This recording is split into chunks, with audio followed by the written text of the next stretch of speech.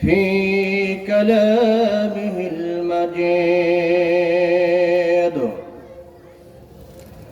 أعوذ بالله العظيم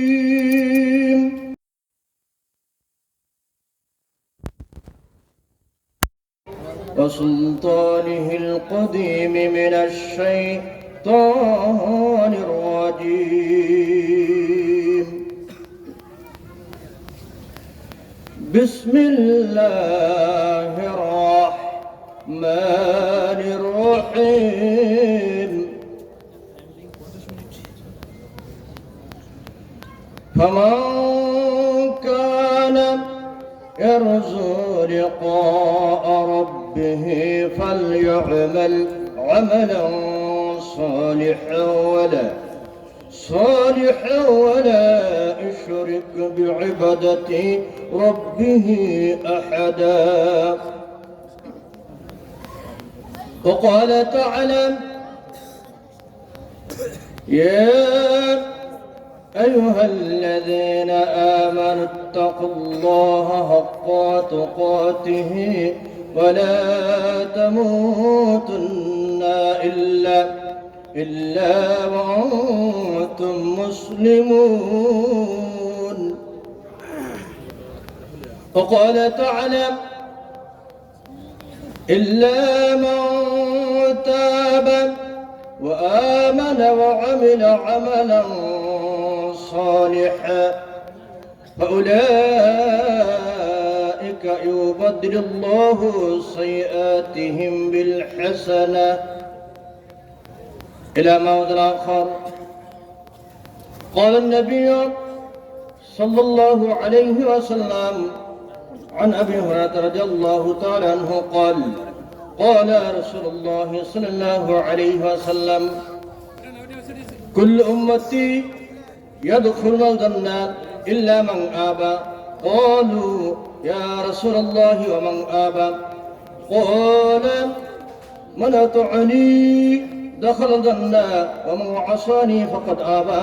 رواه البخاري. أو كما قال رسول الله صلى الله عليه وسلم: أفشوا السلام وإطعام الطعام وصلوا الأرحام وصلوا بالليل والناس نيام تدخل الجنة بسلام. رواه الترمذي. إن الله وملائكته يصلون على النبي يا أيها الذين آمنوا صلوا عليه وسلموا تسليما. সকলে মহব্বতের সহিত আমরা যে প্রত্যেক নামাজে ফরজ কন, ওয়াজিব কন, সুন্নাত কন, বেতের কন, নফল কন, ঈদের সালাত কন আর জানাজার নামাজ কন, যে কোনো নামাজের মধ্যেই আমরা যেই নির্বাচিত দরুদ পাঠ করি ওই দরুদ আমরা সকলেই পড়ি, যেটা দরুদ ইব্রাহিম নামে পরিচিত। ঠিক আছে না ভাই? এখানে হয়তো সুর উঠবে না, কিন্তু সুরের একটা দরুদ আছে যার কোনো সিয়াসিতে এবং হাদিসে যতগুলি কিতাব আছে কোন কিতাবের মধ্যে সহিহ দরুদের কথা জয়ীফের মধ্যে কোনো নাই। সেটা হলো সুরের দরুদ, পকেট পূর্তির দরুদ, জিলাপি খাওয়ার দরুদ। আছে না নাই? আমরা কি সেই দরুদ পড়বো? কোনটা উত্তম? যেটা ভেজাল মুক্ত, না ভেজাল যুক্তটা করবো? ভেজাল মুক্ত। আসুন সকলে পড়ি। আল্লাহুম্মা সাল্লি আলা মুহাম্মাদ ওয়া আলা আলি মুহাম্মাদ কামা সাল্লাইতা আলা ইব্রাহিম ওয়া আলা আলি ইব্রাহিম ইন্নাকা হামিদুম মাজিদ। اللهم بارك على محمد وعلى آل محمد كما باركت على إبراهيم وعلى آل إبراهيم إنك حميد مجيد. الحمد لله وحده حمدا كثيرا বাইতুত তাকওয়া জামি মসজিদ অ্যান্ড মাদ্রাসা কমপ্লেক্স এর উদ্যোগে পঞ্চম বার্ষিক ওয়াজ মাহফিলের শ্রদ্ধাভাজন আমন্ত্রিত ওলামে ইজাম, সভাপতি মহোদয় সহ বিভিন্ন প্রকারের প্রধান অতিথি, বিশেষ অতিথিবৃন্দ, সামনে উপবিষ্ট মুরব্বিনে কিরাম, সমবয়স্ক ভাইরা, স্নেহের আদরের কচি ও কাচারা, পর্দার আড়ালের অবলা সুফলা সতী সাধবী জনম দুঃখিনী কুল জননী মা বোনেরা, আমরা মহান আল্লাহ তাআলা দরবারে শুকরিয়া জ্ঞাপন করি এই জন্য যে এটা একটা ব্যতিক্রম ধর্মী মাহফিল। ঠিক সম্পূর্ণরূপে আলাদা একটা মাহফিল, যেখানে আমরা মনে প্রাণে সামর্থ্য অনুপাতে চেষ্টা করি ভেজাল মুক্ত। আল্লাহ রাব্বুল আলামিন কোরআনুল কারীম নাযিল করেছেন মানব জাতি হেদায়েতের জন্য, মানব জাতির মুক্তির জন্য, মানব জাতির কল্যাণের জন্য। ঠিক না ঠিক ভাই? শুধু তাই না, এই কোরআনুল কারীম যারা মানবে, এই কোরআনুল কারীমের মাধ্যমে এটাকে কেন্দ্র করে সারা পৃথিবীবাসী আর ফায়দা ভোগ করবে। আল্লাহু আকবার। তো বন্ধুগণ, আমরা এখানে যারা এসেছি প্রত্যেকেই মুসলমান। কথাটা কি সত্য নয়? আমি যদি বলি কথাটা সঠিক না, রাগ করবেন? যেমন আমার দাদা মারা গেছে বা আপনার দাদা মারা গেছে, আপনাদের দাদা মারা গেছেন, তার সম্পদের ওয়ারিশদার হয়েছেন কে? আপনার বাবা বা আমার বাবা, আমার পিতা, আপনার পিতা, আপনাদের পিতা, তাই না? আবার আমি যখন মারা যাব, আপনি যখন মারা যাবেন, এই সম্পদের ওয়ারিশদার হবে কি? আমার সন্তানেরা, আপনার সন্তানেরা। কথাটা সঠিক বললাম?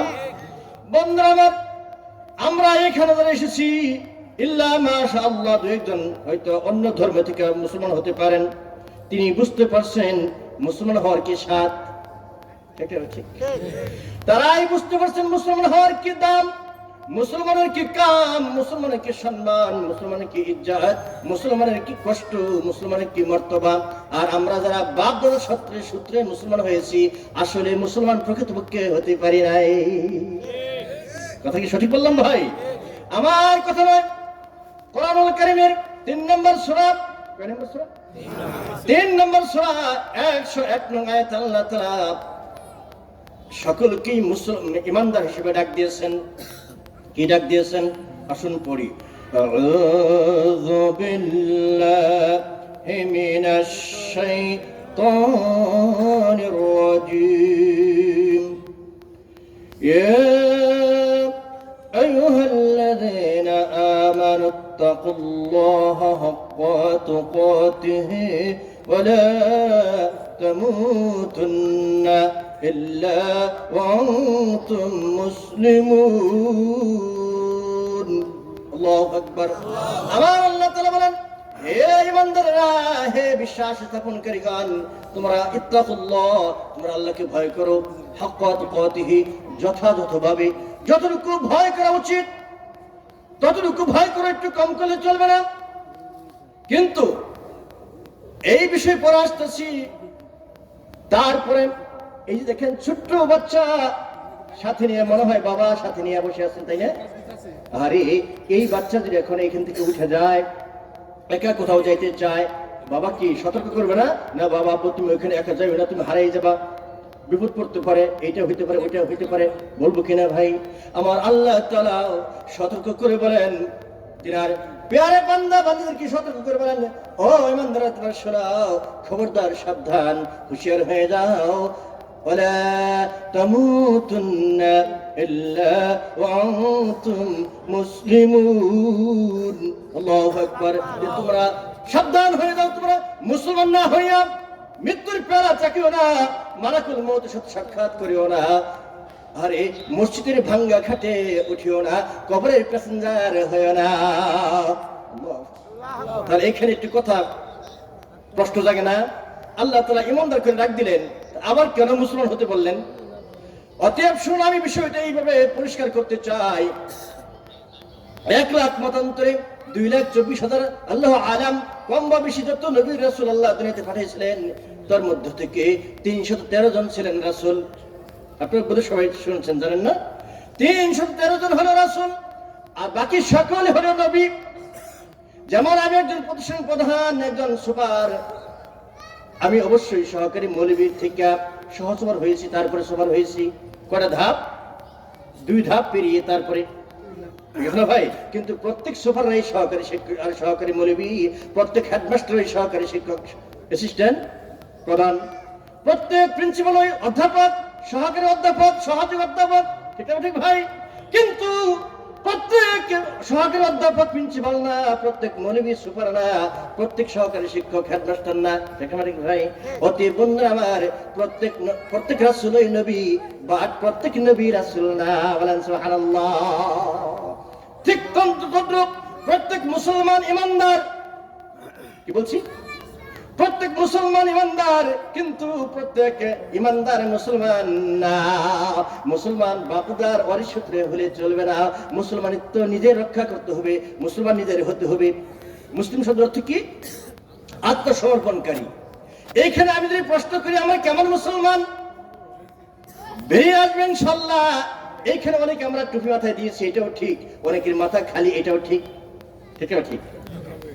অনেকেই আসার সালাত আদায় করে এখানে এসেছি, এইটা যেমন সঠিক। অনেকেই আসার সালাত আদায় করে নেই, মাগরিবও পড়ে নেই, আসরও পড়ে নেই, জোহরও পড়ে নেই, ফজরও পড়ে নেই, এটাও ঠিক। এমন আছে যে অনেকে আছে গত জুম্মার নামাজে মাতাব্বরি নামাজ শুধু শুক্রবারে জুম্মা আদায় করেছি, এরপরে আর নামাজ পড়ি নাই। আবার আগামী শুক্রবার যদি বাইচা থাকি নামাজ পড়বো, মানে মাতাব্বরি যাবো গা, সভাপতি পদ যাবো গা, সেক্রেটারি কেশিয়ার সদস্য পদ যাবো গা। এই শ্রেণীর লোক আমরা চিনে নাই। এখন যারা সালাত ইচ্ছা করে ছেড়ে দেয় তারা কি মুসলমান থাকে? কিন্তু এখন যদি বলি যে আমার ছেলে সালাত আদায় করে নাই, আমার ভাই করে নাই, আমার মেয়ে করে নাই, আমার স্ত্রী করে নাই, আমার চাচা করে নাই, আমার বাবা করে নাই, তুমি অমুক, আমার ছাড়বো? বেড়া তুই করতে পারিস, বলবো কিনা? কিন্তু আল্লাহ রাসূল বলেছেন, আল আব্দু ওয়াল কুফরু বাইনা তারকুস সালাহ। বান্দা এবং কাফেরের মধ্যে, কুফরের মধ্যে পার্থক্য হচ্ছে সালাত। সালাত যে আদায় করলো সে বান্দাগিরি চাকরি তার রয়ে গেল। যেমন মিল ফ্যাক্টরিতে আপনারা চাকরি করেন, হাজিরা একটা বোনাস আছে না ভাই? আছে না? 1 মিনিট লেট হলে হাজিরা বোনাস কি দেয়? দেয় না। ঠিক তদ্রূপ আল্লাহর দরবারে বন্ধুরা আমার দৈনিক কন্টিনিউ 5 বার হাজিরা দিতে হবে। আল্লাহর ঘরে গিয়ে হাজিরা দিতে পারি, আল্লাহর কাছে সমস্ত কিছু ছেড়ে দিয়ে সারেন্ডার হতে পারি, আত্মসমর্পণ করতে পারি, আমি মুসলমান হওয়ার যে কয়েকটা গুণ আছে তার মধ্যে একটা গুণ আমার মধ্যে ঢুকবে। ঠিক ভাই? তোমরা হওরে মুসলমান, তোমরা হওরে আগোয়ান, তোমরা হওরে মুসলমান, তোমরা হওরে আগোয়ান। সব ফারকা ছেড়ে দিয়ে কোরআন হাদিস মান। ঠিক না? ঠিক। আমরা মুসলমান দাবি করি, কোরআন হাদিস মানি না। অন্ধকারে ভরে গেছে, আরে অন্ধকারে ভরে গেছে আমাদের দেশ। নামাজ রোজা নাইকো তাদের ধরছে পীরের বেশ। ঠিক না? ঠিক। লিল্লাহু তাকবীর। আপনাদের খারাপ লাগতেছে? না। ছেড়ে দেবো? না। আমার সাথে পুত্তা দেশে এবং বিদেশের 2 দেশের বক্তা কিন্তু আমার পিছনে আছে ইনশাআল্লাহ। আমি শুধু আপনাদের ইশারা দেওয়ার জন্য আল্লাহ কবুল করছেন কর্তৃপক্ষের মাধ্যমে। হ্যাঁ, সেই হিসেবে শুধু একটু কষ্ট দিব, আনন্দ দিতে পারবো। আনন্দ ওরা 2 জন দিবেন ইনশাআল্লাহ। এবার আসুন, আমরা মুসলমান দাবি করে আল্লাহ মুসলমান হতে বলছেন না? তাই আমি সন্ধ্যাকে বললাম, তোমরা হওরে মুসলমান, তোমরা হওরে আগোয়ান। সব ফেরকা ছেড়ে দিয়ে কোরআন হাদিস মান। অন্ধকারে ভরে গেছে আমাদের দেশ, নামাজ রোজা নাইকো তাদের ধরছে পীরের বেশ। আরে লম্বা চুল রেখেছে, আছে না নাই? লম্বা চুল রেখেছে, শিকল পরা সারা গায়ে। আরে নামাজ রোজার ধার ধারে না, মাজারেতে নিশা খায়। ওইখানে আবার ছাগল, ভেড়া, বকরি, মুরগি নিয়া নামধারী মানুষ মুসলমান হয়ে আবার ওইখানে যায়। ঠিক আছে ভাই? আবার মুসলমান দাবি করে। বন্ধুরা, যারা মাজারে যাবে কিছু মান্নত করবে, সিজদা করবে, ওই ব্যক্তি নামাজ আদা করার পরে মুশরিক, যাকাত দেওয়ার পরে মুশরিক, রোজা রাখার পরে মুশরিক, হজ করার পরে মুশরিক, সত্য কথা বলার পরে মুশরিক, দান শব্দ করার পরে মুশরিক, পর্দায় থাকা ব্যবস্থা করে দেওয়ার পরেও মুশরিক, সে মসজিদ তৈরি করে দেওয়ার পরেও কি সে মুশরিক। আর যে ব্যক্তি শিরক করবে, হাবিতাত আমালুহুম ফিদ দুনিয়া ওয়া মা ফিল আখিরাহ, ইহকাল এবং পরকালে যত ভালো কাজ করবে, যে ব্যক্তি শিরক করবে তার সমস্ত আমল বরবাদ হয়ে যাবে। আমার আল্লাহ তাআলা বলেন, ফামান কানা ইয়ারজু লিকাআ রাব্বিহি ফালইআমাল আমালান সালিহান ওয়া লা ইউশরিক বিইবাদাতি রাব্বিহি আহাদা। শিরক মুক্ত ঈমান, কি বলছি ভাই? শিরক মুক্ত ঈমান, বিদআত মুক্ত আমল। মনে রাখবেন, শিরক মুক্ত ঈমান আর বিদআত মুক্ত আমল যদি আপনার আমার ভিতরে থাকে, অল্প যদি হয়, তরকারি যদি ভালো হয়, তরকারি যদি ভালো হয় অল্পটি কিন্তু খাওয়া যায়। আর তরকারি মজা হলো না, লবণে হলে জালে হয়েছে না, জালে হলে কি হয়েছে না, লবণে বা লবণ তিতা হয়ে গেছে, বেশি বা কম হয়ে গেছে, যতটুকু যেটার প্রয়োজন ওইটা হয় নাই। হাজার অনেক ভ্যারাইটিস আইটেমের তরকারি দেওয়ার পরও আপনার পেট ভরে ফুর্তি করে খাওয়া আপনার দ্বারা সম্ভব হবে না। আর এক তরকারি যদি হয়, সেটা যদি ভালো হয়, পেটটা ভরিয়া খাওয়া হয়। ঠিক আছে ভাই? বন্ধুরা আমার, আল্লাহ বলেন ফামান কানা, সূরা কাফের শেষ আয়াতের কিছু অংশ আপনাদের সামনে আমি পাঠ করেছি। আল্লাহ তাআলা বলেন, ও পৃথিবীবাসী তোমরা শোনো, তোমাদের মধ্যে কেউ যদি আমি আল্লাহ তাআলার সাক্ষাৎ পেতে চাও, আমি আল্লাহ তাআলার সাথে বন্ধুত্ব করতে চাও, আমি আল্লাহকে দেখতে চাও, তাহলে শিরক মুক্ত ভাবে আমি আল্লাহর পথে তোমরা হয়ে যাও। বলেন সুবহানাল্লাহ। আল্লাহ বলেন, ফামান কানা ইয়ারজু লিকাআ রাব্বিহি ফালইআমাল আমালা, সে যেন বেশি বেশি ভালো কাজ করে, আমলে সলেহা করে, তারপরে খবরদার, সাবধান, হুঁশিয়ার, ওয়ালা ইউশরিক বিইবাদাতি রাব্বিহি আহাদা। ওরে বান্দারে, শুনো শুনো, যদি তোমরা আমার সন্তুষ্টি পেতে চাও, তাহলে শিরক মুক্ত আমল করা শুরু করে দাও। শিরক মুক্ত আমল শুরু করে দাও। যে কোনো আমল করবা একমাত্র, কেবলমাত্র, শুধুমাত্র আমি আল্লাহ রাব্বুল আলামিনের উদ্দেশ্যে করবা। দুনিয়ার কাহার উদ্দেশ্যে কোনো আমল করা যাবে না, নবীর উদ্দেশ্যে আমল করা যাবে না, নবীর আদর্শ মানা যাবে, কিন্তু নবীর নাম নিয়ে জিকির করা যাবে না। ইয়া রাসূলুল্লাহ, ইয়া হাবিবাল্লাহ বলা যাবে? ইয়া অর্থ হলো, যেমন আমরা মোবাইলে কথা বলি, বলি কিনা ভাই, মোবাইলে যত দূরে থাক না কেন, কানের কাছে যখন ধরি তখন হেলো বলি, কিলে হে মানে এত অতি মানে করে কাছে কাছে অন্য লোক থাকলেও ওইখান থেকে কি বলতেছে আমি শুনতেছি, অন্য কেউ শুনতে পায় না। কিন্তু আমার আল্লাহ তাআলা যত নাম আছে, 99টা নাম আছে, আল্লাহর হাবিব ফরমাইছেন, এই আল্লাহ 99টা নাম যদি কেউ মুখস্থ করে রাখে, তো যদি আমল করে, সে জান্নাতি। সে কি জান্নাতি? বলেন সুবহানাল্লাহ। কিন্তু ইয়া রাসূলুল্লাহ, ইয়া হাবিবাল্লাহ, এটা আল্লাহ রাসূলের সাথে দরুদ পাঠ করতে হবে। আর আল্লাহ রাসূল ফরমাইছেন, কোন আল্লাহর বান্দা বান্দি, আমার কোন উম্মতের যদি আপনার ছোট্ট থেকে ছোট মহব্বত করিয়া যদি একবার আমার শানে দরুদ পাঠ করে গো, আল্লাহ রাব্বুল আলামিন তার ওই বান্দার উপরে 10টা রহমত বর্ষণ করে দেবেন। বলেন সুবহানাল্লাহ। শুধু তাই না, 10টা গুনাহ খাতা আল্লাহ মাফ করে দেবেন। বলেন সুবহানাল্লাহ। এবং ওই গুনাহের জায়গাটুকু, খালি জায়গাটুকু আল্লাহ রাব্বুল আলামিন আবার সব দ্বারা পরিপূর্ণ করে দেন। কিন্তু বালাগাল ওলা জীবন ভরা যদি পড়ি, এটা কি দরুদ? এটা কি শের? এটা কি কবিতা? এটা কি? এটা কবিতা। আগে দরুদ পড়িয়া তারপর আরেকটা দরুদ আছে, আমার বাড়ি বাংলাদেশে, নবীজির বাড়ি মদিনা, সেই কারণে মোদের দেখা নবীজির সাথে হলো না। আল্লাহুম্মা আছে না নাই? আছে না নাই? হ্যাঁ, এই টান যখন মারলাম ভালো, আল্লাহুম্মা হুমা হুম দিবসন, আল্লাহ কয়জন? আল্লাহ একক। আল্লাহ কয়জন? শুধু এক না, একক। মাথা কোনো ভাই, আল্লাহ একক, তার কোনো অংশীদার নাই, কোনো পার্টনার নাই, কোনো আইনদাতা নাই, বিধানদাতা নাই, মতদাতা নাই, হায়াতদাতা নাই, সন্তানদাতা নাই, চাকরিদাতা নাই। যা কিছু হয় সমস্ত কিছু আমার মাওলার পক্ষ থেকে হয়। বলেন সুবহানাল্লাহ। মাখলুক কোনো কিছু করতে পারে না আল্লাহ ছাড়া, বাট আল্লাহ রাব্বুল আলামিন সমস্ত কিছু করতে পারে মাখলুক ছাড়া। কথাটি সত্য? হ্যাঁ, ইনিল হুকমু ইল্লাল্লাহ, ইন্নালিল্লাহ। যাহা কিছু হুকুমের মালিক একমাত্র কি? একচ্ছত্র মালিক কে? আল্লাহ। কিন্তু আমাদের মধ্যে সমস্ত ক্ষমতার উৎস জনগণ। বলেন নাউজুবিল্লাহ। বিলকুল শিরকি কথা। আবেন মিয়াদ, ও বেটি তোমার এই পাওয়ার কি দিল? সমস্ত ক্ষমতার উৎস জনগণ। দেখেন আল্লাহ তাআলা 29 পারা আল্লাহর বলেন সূরা মুলক নামে একটা সূরা নাযিল করেছেন। কি বলছেন এখানে?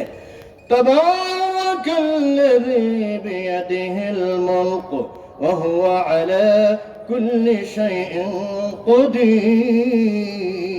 আল্লাহু আকবার। রাজত্বের চাবি কার হাতে?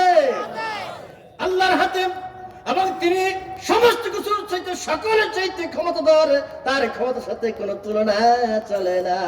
ঠিক আছে না ভাই? আমি এবারে যাই, মুসলমান কাকে বলে এটা বলার দরকার আছে, জানার দরকার আছে না? আজকে যারা হিন্দু থেকে মুসলমান হয়েছে তারা সাত বুঝেছে আশহাদু আল্লা ইলাহা ইল্লাল্লাহু ওয়াহদাহু লা শারীকা লাহু وأشهد أن محمدا عبده ورسوله।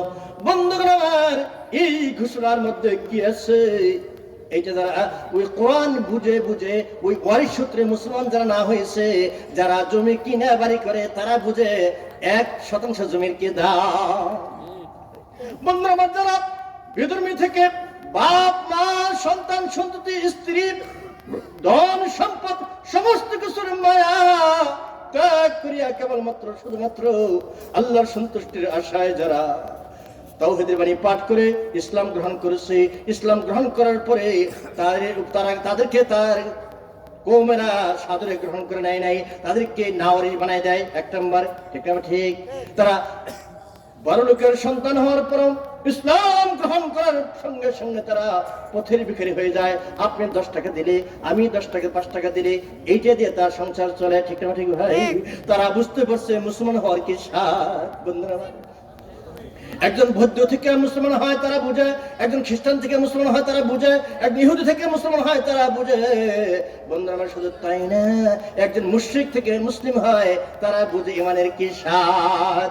আপনারা সকলে জানেন শিরকের সম্রাট, কিসের সম্রাট? শিরকের সম্রাট ছিল আবু জাহাল। আবু জাহাল এর নাম আপনারা প্রত্যেকেই জানেন, শুনেছেন, শুনেন নাই? আমি সংক্ষেপে যাই, আমার নির্ধারিত সময়ের মধ্যে আমি শেষ করতে চাই ইনশাআল্লাহ। ভাই একটু সামনের দিকে আগে যাই। শিরকের সম্রাট আবু জাহাল যখন ছোট্ট দুইজন, এখনো সাবালক হয় নাই, দুই ভাইয়ের আঘাতে এত বড় বিরাট পালোয়ান রাখাল্লা মারেকে বিনা অস্ত্রে ছাত্র বিপ্লবের মাধ্যমে কি ঘটে গেছে বাংলাদেশে? ঘটছে কিনা ভাই? এরা কিন্তু অস্ত্র মারছে, গুলি মারছে, বোমা মারাইছে। এদের ধ্বনি ছিল লিল্লাহ তাকবীর। এই ধ্বনিটা ইহুদির কানে গেলে তারা আগুনে তেলে বেগুনে জ্বলে ওঠে। খ্রিস্টানরা শুনলে তেলে বেগুনে জ্বলে ওঠে, হিন্দুরা শুনলে তেলে বেগুনে জ্বলে ওঠে। ঠিক না ভাই? যারা নাস্তিক, যারা মুরতাদ, তাদের গায়ে আগুন লেগে যায়। আমরা বলি লিল্লাহ তাকবীর। শুধু একটা তাকবীর ধ্বনি এবং ঐক্য আসলে বিদায়।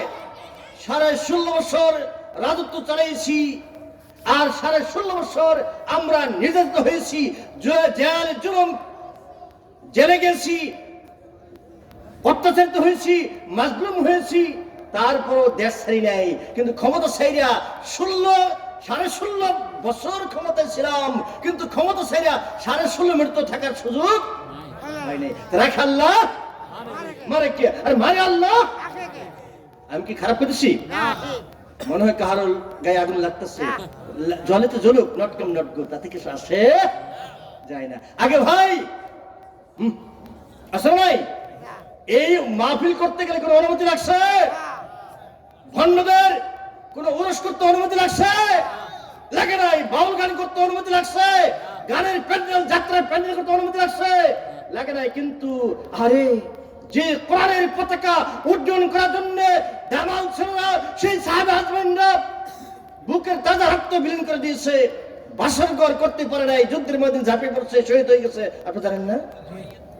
সেই কোরআনের মাহফিল করতে গিয়া DC, ADC, SP, DSP, OC, UNO, chairman, member, গণ্যমান্য কাজ করছে জঘন্য, দেশের প্রেক্ষাপটের কারণে তাদেরকে করে লাগছে মান্য। আমি যা কই তা শূন্য আছে নাই? কথা কি মিথ্যা বললাম? একটু মিথ্যা না, সবটুকু ঠিক। এবার আসুন, শিরকের সম্রাট আবু জাহাল নির্মমভাবে যখন বদরের প্রান্তরে হত্যা তাকে করা হলো, নিহত হলো, তার লাশটা পর্যন্ত মক্কায় নিতে পারে নাই। আর আবু জাহালের প্রধান সেনাপতি হিসেবে, দেহারক্ষী হিসেবে কাজ করতো তারই যোগ্য পিতার যোগ্য সন্তান ইকরামা, তখন ইসলাম গ্রহণ করে নাই। এখন ইকরামা বললে সাহাবাদের সামনে রাদিয়াল্লাহু তাআলা আনহু বলতে হয়, বুঝলেন না?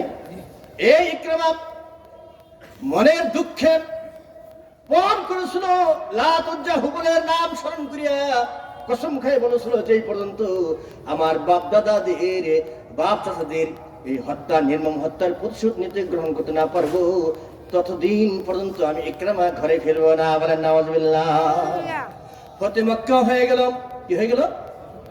আমি লম্বা চড়া করতে চাই না, আবার সময় পাবো না। ফতে মক্কা হয়ে গেল। ফতে মক্কার দিন আল্লাহ রাসূল সাল্লাল্লাহু আলাইহি ওয়াসাল্লাম মসজিদের সামনে দাঁড়াইয়া বলেন, ও কুরাইশের রে, তোমরা শোনো, আজকের দিনে তোমরা আমি আব্দুল্লাহর বেটা মুহাম্মদ সাল্লাল্লাহু আলাইহি ওয়াসাল্লামের কাছ থেকে কিরকম আচরণ আশা করো? যেমন স্বাধীন হয়ে গেল, স্বাধীনতার পরে বঙ্গবন্ধু শেখ মুজিবুর রহমান কি করছিল? সাধারণ সভা ঘোষণা করে নাই, তারপরে কয়েকজন রেখে দিয়েছিল, রাসূল কিনা? আল্লাহ রাসূল বললেন, ও কুরাইশরা, তোমরা শোনো, আমাকে, আমার সাহাবাদেরকে যত নির্যাতন তোমরা করেছো, যত কষ্ট দিয়েছো, আমাদেরকে দেশান্তরিত করেছো, না খেয়ে রেখেছো, আমাকে জাদুকর বলেছো, আমাকে উম্মাদ বলেছো, আমাকে পাগল বলেছো, আর যত কিছু বলেছো, আমাকে রক্তাক্ত তায়েফের ময়দানে আমাকে রক্তাক্ত করে বলেছো। আরে আমি অতীত সমস্ত কিছু ভুলে গেলাম, ভুলে গিয়ে আজকের এই দিনে তোমাদের সকলকে আমি সাধারণ ক্ষমা ঘোষণা করে দিলাম। তবে এই এই এই এই এই এই কয়েকজন ব্যতীত এরা অনেক কষ্ট দিয়েছে, এরা ভোলার মতো না। এদেরকে আমি ক্ষমা করিনি, এদেরকে যেখানে পাবা ওইখানে এদেরকে সাইজ করে ফেলবা। সাইজ বুঝেন না? ওইখানে হত্যা করবা। শুধু তাই না, যদি মসজিদের গিলাফের ভিতরে যদি পাও ওইখানে করে ফেলো। বাও করবা না কোনো রাও, এটা হলো আমাদের মানসিক ভাষা। রাও মানে কথা, কোনো কথা না বলে দেবা শেষ করে। বুঝলেন না কথা না? এর মধ্যে ইকরামা, আবু জাহালের ছেলে ইকরামার নাম আসলে সবার আগে লিডার। এদিকে যেমন সাধারণ ক্ষমা ঘোষণা করে দিয়েছে, 12 জন মহিলার একটা কাফেলা। আবু সুফিয়ানের স্ত্রীর নাম ছিল হিন্দ বিনতে উতবা রাদিয়াল্লাহু তাআলা আনহা। কি নাম ছিল মনে রাখবেন আপনারা? আমি শিক্ষক মানুষ, 27 বছর ধরে শিক্ষকতা করি, বিদায় ওই শিক্ষক ছাত্রের মতো কথা বলার চেষ্টা করি। আমার এত শুরু নাই, এত রং নাই। মাঝে মধ্যে সারা বাংলাদেশে এইখানে সেখানে যাই, আল্লাহ নেয় আপনাদের দোয়ার মাধ্যমে।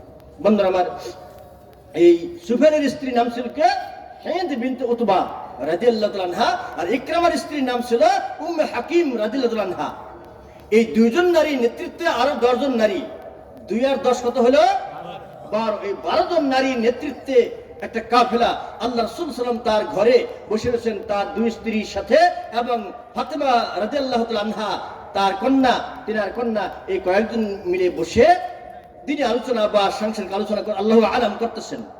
এই ফাঁকে গিয়ে আবু সুফিয়ানের স্ত্রী নেতৃত্বে প্রধান নেত্রী তিনি, দ্বিতীয় নেত্রী হলো উম্মে হাকিম আবু ইকরামার স্ত্রী। আসসালামু আলাইকুম ইয়া রাসূলুল্লাহ।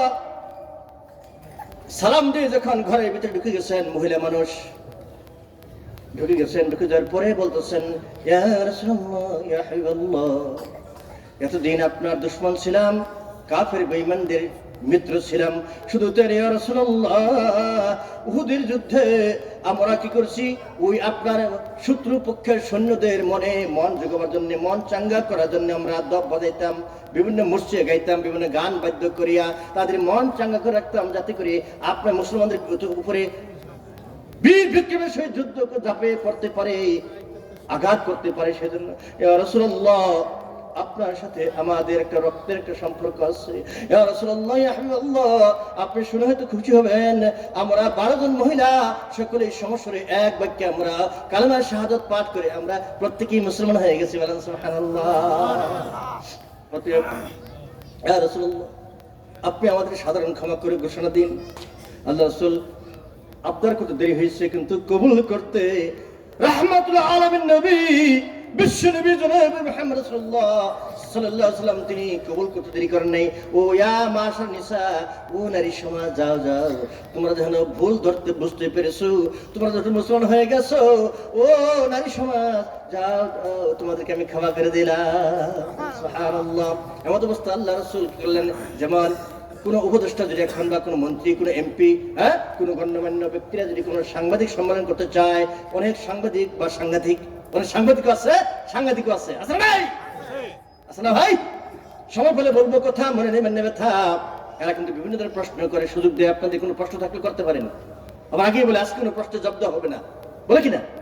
আল্লাহ রাসূল বললেন, ইয়া মাশার নিসা, ও মহিলারা শোনো, হে নারী সমাজ, তোমাদের মনে কারো মনে কি কোনো প্রশ্ন করার আছে, জিজ্ঞাসা করার আছে, থাকলে বলতে পারো। এই সুযোগ পাইয়া ইকরামার স্ত্রী উম্মে হাকিম দাঁড়াই গেছে। ইয়া রাসূলুল্লাহ, ইয়া হাবিবাল্লাহ, আপনি অমুক দিন সাধারণ ক্ষমা ঘোষণা করেছেন, সকলকে আপনি মাফ করে দিয়েছেন, কিন্তু ইয়া রাসূলুল্লাহ, কয়েকজনকে আপনি মাফ করেন নাই। তাদের মধ্যে আমার স্বামী ইকরামা, সবার আগে তার নাম লেখা আছে। ইয়া রাসূলুল্লাহ, আপনার কাছে আমি কিছু চাই না, আমার স্বামীর জন্য আপনার কাছে আমি প্রাণ ভিক্ষা চাই। আল্লাহু আকবার।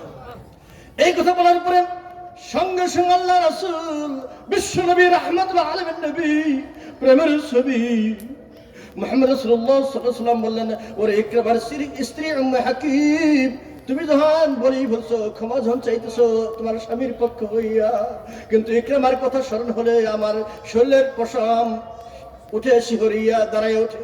অনেক সময় আমরা যদি কোনো শীতে ধরে বা কোনো ভয় পাই, শরীরের পশমগুলি দাঁড়িয়ে ওঠে না, দাঁড়ায় ওঠে।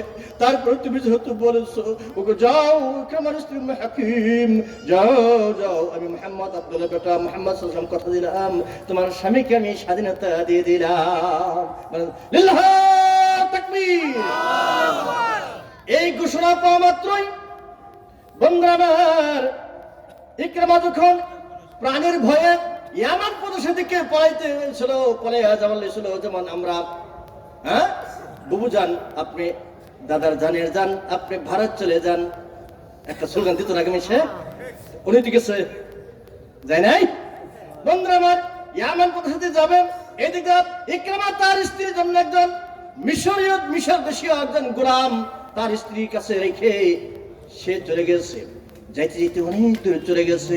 এদিকটা আল্লাহ রাসূল সাল্লামের পক্ষ থেকে এই ক্ষমার ঘোষণা পাওয়া মাত্রই ইকরামার স্ত্রী উম্মে হাকিম তার ওই গোলামকে সাথে নিয়ে পথ চলছে। যাইতে যাইতে যাইতে যাইতে যাইতে বন্ধুরা আমার অনেক দূর চলে গেছে। যাওয়ার পরে যখন রাত্রি হয়ে গেছে, এক বাড়িতে আশ্রয় নিয়েছে। বলতেছে, ও গো বাড়ির মালিকেরা শোনো, আমরা মুসাফির মানুষ, অনেক দূর পেরিয়ে এসেছি, অনেক দূর যাইতে হবে, আমাদের গন্তব্যস্থান অনেক বাকি, আমার কত সময় লাগবে আমার জানা নাই। ও গো বাড়ির মালিক, আমরা অসহায় হয়ে পড়েছি, আজকে রাত্রি আপনাদের বাড়িতে থাকতে চাই, আপনারা মেহমানদারি করবেন কি? অনেক বাড়ি আছে আপনার মেহমান দেখলে খুশি হয়, আছে নাই? অনেক বাড়ি আছে মেহমান দেখলে, ফকির দেখলে খুশি হয়। অনেক বাড়ির মহিলা আছে, পুরুষ আছে, ফকির দেখলে মুখটা বেজার করে নেয়, আরেক দিক ফিরাই নেয়, যাও মাফ করে দিও, বলে কিনা ধমক দেয়, আসলে নাই? সেদিক বলবো পরে কথা, মনে নেবেন না ব্যথা, একটু সাজ করে আসি ভাই। এমন অবস্থায় ইকরামার স্ত্রী হাকিম ছিল খুব সুন্দরী জামিলা, তার প্রতি গোলামের লোভ লেগে গেল, কুপ্রস্তাব দিল। বুদ্ধিমতী নারী তখন ডাইরেক্ট অ্যাকশন না করিয়া, প্রত্যাখ্যান না করিয়া একটু সুযোগ দিল, তুমি আমার গোলাম, তুমি আমার এই প্রস্তাব দিলা, ঠিক আছে, তোমার মণিপুরে খুঁজে পাই, তারপরে দেখা যাবো, তুমি এই জন্য মন খারাপ করো না। একটু আশার আলো দিল। বুদ্ধিমতী নারী, ভদ্রলোকে কিলচুরি করে না ভাই, ভদ্রলোকে কিলচুরি করে। আশার আলো দিল। আশার আলো দিতে দিতেই ওই দিক দিয়ে বাড়ির মালিককে বললো, ওরে ভাই, এই আমার চরিত্রের উপর আঘাত করতে চাইছে, একে আপনারা একটু বাইরে রাখবেন। এর পরবর্তীতে আমরা কি করবো, আমি ফিরে আইসা তারপরে একে সাইজ করবো। আল্লাহু আকবার। যাইতে যাইতে অনেক দূর চলে গেছে। পরের দিন যাইতে যেতে গিয়ে দেখা তার স্বামী তিহামাম নামক নদী পার হবে। নদীতে কোনো ব্রিজ ছিল না, কালভার্ট ছিল না, নৌকা দিয়ে পারাপার হবে। এমন অবস্থায় গিয়া মাঝির সাথে ওই করতেছে, ইকরামা তর্কে লিপ্ত হয়ে গেছে। মাঝি বলতেছে, ওরে ইকরামা, তোমাকে আমি পার হতে দিব না। ইকরামা বলে, কেন পার হতে দিব না? কত দিরহাম লাগে, কত রুপিয়া লাগে, কত টাকা লাগে, আমি দিব, তার বিনিময়ে আমি পার হব। আল্লাহি তাআলাহি, আল্লাহর কসম। মাঝি বলে, ও ইকরামা রে, তুমি যত কিছু বলো না কেন, আমি মাঝি তোমাকে কখনোই পার হতে দেব না। বলেন সুবহানাল্লাহ। কখনোই পার হতে দেব না। কেন পার হতে দেব না? আমি পবিত্র, আমার নৌকাটা পবিত্র, তুমি অপবিত্র, তুমি মুশরিক। আমার নৌকাতে কোনো মুশরিক করতে পারবে না, পা রাখতে পারবে না। আল্লাহু আকবার। এই কথা বলেছে, তখন তো ইকরামা তেলে বাগানে চলে উঠছে। হায় হায় রে, কি ব্যাপার, কেন আমাকে নৌকায় উঠতে দিচ্ছে না? না আমি উঠবই। করে না, উঠতে পারবে না। কেন? তাহলে বলো। হ্যাঁ, একটা কথা আছে, তুমি যদি নৌকাটা পার হতে চাও, তাহলে আমি যে বাক্যগুলি উচ্চারণ করতে বলবো, ওই বাক্যগুলি যদি তুমি উচ্চারণ করতে পারো, তবে তোমাকে আমি নৌকাটা পার করতে পারবো। বলেন সুবহানাল্লাহ। ইকরামা বললেন, ও মাঝি রে, বলো বলো, সেই বাক্যটা কি? এমন অবস্থায় মাঝি বলতেছে, আমার সাথে তুমি পাঠ করো। আশহাদু আল্লা ইলাহা ইল্লাল্লাহু ওয়াহদাহু লা শারীকা লাহু ওয়া আশহাদু আন্না মুহাম্মাদান আবদুহু ওয়া রাসূলুহু। আল্লাহু আকবার। এই কথা বলেছে। ইকরাম বলতেছে, ওরে মাঝি রে, যে বাক্য উচ্চারণ না করার কারণে আজকে দেশান্তরিত হয়েছি, যেই বাক্য উচ্চারণ করার না করে আজকে মা হারা হয়েছি, বাবাকে হারাইছি, আদরের স্ত্রীকে ফেলে রেখে এসেছি, সন্তান সন্ততি ফেলে রেখে এসেছি, এমনকি দেশের মায়া ত্যাগ করিয়া বিদেশের জন্য পাড়ি জমাচ্ছি, সেই কালেমা তুমি আমাকে পাঠ করতে বলো? না না না, হতে পারে না। এই তর্ক বিতর্ক করতে না করতেই পেছন দিক থেকে তার স্ত্রী উম্মে হাকিমা এসে হাজির, এসে বলছেন, ও স্বামী ইকরামা, ও ইকরামা, তাউদুনি তাউদুনি, তুমি ফিরে আসো, তুমি ফিরে আসো, আমার দিকে তাকাও, দেখো দেখো, আমি তোমার স্ত্রী উম্মে হাকিম চলে এসেছি। এই কথা বলার পরে সঙ্গে সঙ্গে বলতেছে, ও ইকরামা শোনো, ও ইকরামা তুমি শোনো, একটা সুসংবাদ শোনো। কি সুসংবাদ? করে আল্লাহ রাসূল বিশ্বনবী জনাব মুহাম্মদ সাল্লাল্লাহু আলাইহি ওয়াসাল্লাম তোমাকে যে ফাঁসির অর্ডার করেছিল, ফেরাউরি আশায় বানাইছিল, তার থেকে আল্লাহর হাবিব তোমাকে মুক্তি দিয়েছে, তুমি এখন স্বাধীন, চলো আমরা দেশে ফিরে যাই। বলেন সুবহানাল্লাহ। এদিক দিয়ে আল্লাহ রাসূল সাল্লাল্লাহু আলাইহি ওয়াসাল্লাম কয়েকজন সাহাবাদেরকে নিয়ে বসে পরামর্শ করতেছেন আর বলতেছেন, আল্লাহ জানাই দিয়েছেন। আল্লাহ রাসূল বললেন, ও আমার সাহাবারা শোনো, কিছুক্ষণের মধ্যেই, খেয়াল করে শুনি, কিছুক্ষণের মধ্যেই ইকরামা মুহাজির, মুমিন এবং মুহাজির হিসেবে আমাদের সামনে হাজির হবে। তোমরা তার পিতাকে গালি দিও না। আল্লাহ, তোমরা তার পিতাকে গালি দিও না। কেননা কোন মৃত ব্যক্তিকে যদি কেউ গালি দেয়, ওই গালিটা মৃত ব্যক্তি শুনতে পায় না, কিন্তু তার যারা উত্তরসূরি আছে তারা শুনে কষ্ট পায়। আল্লাহ, আমার আল্লাহ তাআলা বলেন সূরা ফুরকান 25 নম্বর সূরা ফুরকানের 70 নম্বর আয়াতে আল্লাহ তাআলা বলেন, ইল্লা মান তাবা ওয়া আমানা ওয়া আমিলা আমালান সালিহান ফাউলাইকা ইউবাদদিলুল্লাহু সাইয়্যাতিহিম বিল হাসানা। আমার আল্লাহ তাআলা বলে, বান্দারে শোনো, তোমাদের মধ্যে যদি কেউ উহুদ পাহাড় সমপরিমাণ গুনাহ করে বসে, অবশেষে যদি সে তওবা করে, তওবা করার পরে ঈমান আনয়ন করার পরে যদি আমল সালিহ করে, ভালো ভালো কাজ করে, উলাইকা ইউবাদদিলুল্লাহু সাইয়্যাতিহিম বিল হাসানা, আমি আল্লাহ রাব্বুল আলামিন ওই বান্দার অতীতের সমস্ত খারাপগুলি আমি ভালো দিয়ে পরিবর্তন করে দেই। বলেন সুবহানাল্লাহ। এবং শুধু তাই না, ওই খারাপ জায়গাগুলি, খালি জায়গাগুলি আমি ওই নেক দ্বারা পরিপূর্ণ করে দেই। আল্লাহু আকবার। তাই ইকরামা শিরকের সম্রাটের সন্তান ছিল, সেও শিরকের সম্রাট ছিল। যখন তওবা করেছে, কালেমা তাওহীদের শাহাদাত বাক্য পাঠ করেছে, করার সঙ্গে সঙ্গে আল্লাহ রাব্বুল আলামিন তার অতীতের সমস্ত গুনাহ মাফ করে দিয়েছেন। বলেন সুবহানাল্লাহ। ইকরাম যখন সামনে আসছে, আসার পরে আল্লাহ রাসূল তাকে কালেমা পাঠ করাইলেন। করার পরে ইকরামা বললেন, ইয়া রাসূলুল্লাহ, আমার কি করণীয়? বলে, তুমি সালাত আদায় করবা। তুমি কি করবা? সালাত আদায় করবা। আর কি করবা? যাকাত দেবা। আর দিনের পথে, আগে দিনের বিপক্ষে লড়তা, এখন দিনের পক্ষে লড়বা। বলেন সুবহানাল্লাহ। এই কথা শোনার পরে ইকরামা বলছে, ইয়া রাসূলুল্লাহ, আমার জন্য আপনি ক্ষমা করুন। আল্লাহ আমাকে ক্ষমা করবেন কিনা, এবং আপনি আমার জন্য কিছু ক্ষমা প্রার্থনা করুন। আল্লাহ রাসূল তার জন্য ক্ষমা প্রার্থনা করলেন। আমার সময়, নিজের সময় পা করে শেষের পথে আপনার গুনাহ একদিন বক্তব্য পেয়ে ফেলছেন। আমার বন্ধু বড় ছোট ভাই, তিনি বোনাস হিসেবে আসছেন, ইনশাআল্লাহ তিনার কথা আপনারা শুনবেন। বন্ধুরা, আমি বলতে চাই যে আয়াতে কারিমা আপনাদের সামনে আমি তেলাওয়াত করেছিলাম, এখনো সময় আছে। অনেকে বেনামাজি আছেন, এটা ঠিক না ঠিক, কিন্তু আজ থেকে তওবা করুন। তওবা মানে কোন পীরের দরগায় গিয়ে তওবা না, ইমাম সাহেবের হাত ধরে তওবা না। তওবা অর্থ ফিরে আসা, যে অন্যায় পথে আছি, আল্লাহ ওই পথে আর থাকবো না, ওই পথে আর যাবো না, আল্লাহ তুমি মাফ করে দাও। এইভাবে যারা তওবা করবে গো, আল্লাহ রাব্বুল গফির লাহু মা তাকাদ্দামা মিন যামবি, ওই বান্দার অতীতের সমস্ত গুনাহ আল্লাহ মাফ করে দেন। পড়ে না নামাজ, বুঝে না কোরআন, পড়ে না নামাজ, বুঝে না কোরআন, দাবি করে মুসলমান। আছে নাই? যায় না চিনা, যায় না বুঝা, যায় না চিনা, যায় না বুঝা, হিন্দু না মুসলমান।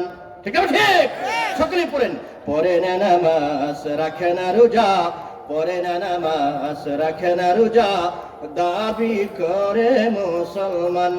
যায় না চিনা, যায় না বুঝা, হিন্দু না মুসলমান। নাই যে দাড়ি, খায় জর্দা বিড়ি। আছে নাই? নাই যে দাড়ি, খায় জর্দা বিড়ি, হালাল হারাম বুঝে না, আজান শুনে বসে থাকে, আজান শুনে বসে থাকে, মসজিদে যায় না। এরা যে শয়তানের নানা। পড়ে না নামাজ, সকলে পড়েন। পড়ে না নামাজ, বুঝে না কোরআন, পড়ে না নামাজ, রাখে না রোজা, দাবি করে মুসলমান। যায় না চিনা, যায় না বুঝা, হিন্দু না মুসলমান। সবে বরাতে রাখে রোজা, এরকম আছে না নাই? সবে বরাতে রাখে রোজা, রমজানে রাখে না, রমজান মাসে ইফতার করে, রমজান মাসে ইফতার করে, রোজা রাখে না। ওরা যে শয়তানের নানা।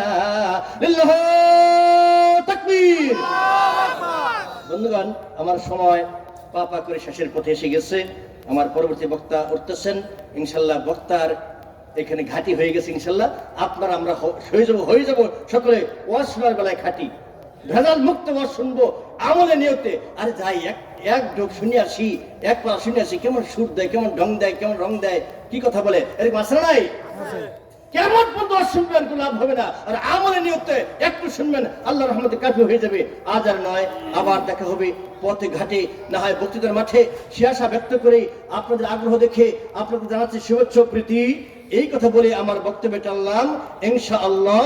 ইতি। আসসালামু আলাইকুম ওয়া রাহমাতুল্লাহি ওয়া বারাকাতুহু।